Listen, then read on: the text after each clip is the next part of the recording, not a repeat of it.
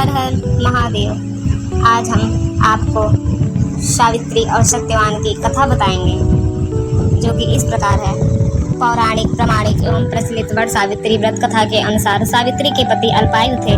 उसी समय देव ऋषि नारद आए और सावित्री से कहने लगे कि तुम्हारा पति अल्पायु है, आप कोई दूसरा वर मांग लें। पर सावित्री ने कहा, मैं एक हिंदू नारी हूँ, पति को एक ही बार चुनती हूँ।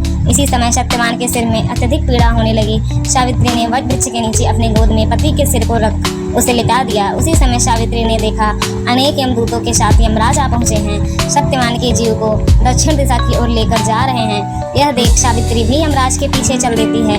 उन्हें आता देख यमराज ने कहा कि हे पतिव्रता नारी, पृथ्वी तक ही पत्नी अपने पति का साथ देती है, अब तुम वापस लौट जाओ। उनकी इस बात पर सावित्री ने कहा, जहाँ मेरे पति रहेंगे मुझे उनके साथ रहना है, यही मेरा पत्नी धर्म है। सावित्री के मुख से यह उत्तर सुनकर यमराज बड़े प्रसन्न हुए। उन्होंने सावित्री को वर मांगने को कहा और बोले, मैं तुम्हें 3 वर देता हूँ, बोलो तुम कौन से 3 वर लोगी।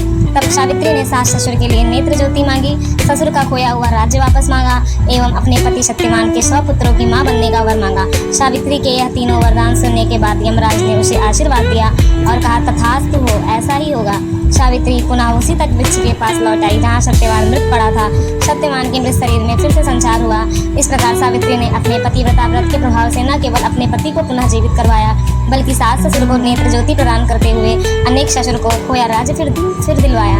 तभी से वट सावित्री अमावस्या और वट सावित्री पूर्णिमा के दिन वट वृक्ष का पूजन अर्चन करने का विधान है। यह व्रत करने से सौभाग्यवती महिलाओं की मनोकामना पूर्ण होती है और उनका सौभाग्य अखंड रहता है।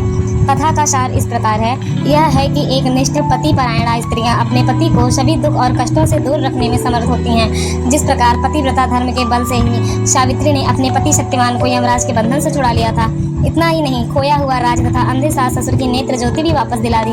उसी प्रकार महिलाओं को अपना गुरु केवल पति को ही मानना चाहिए। गुरु दीक्षा के चक्कर में इधर उधर नहीं भटकना चाहिए।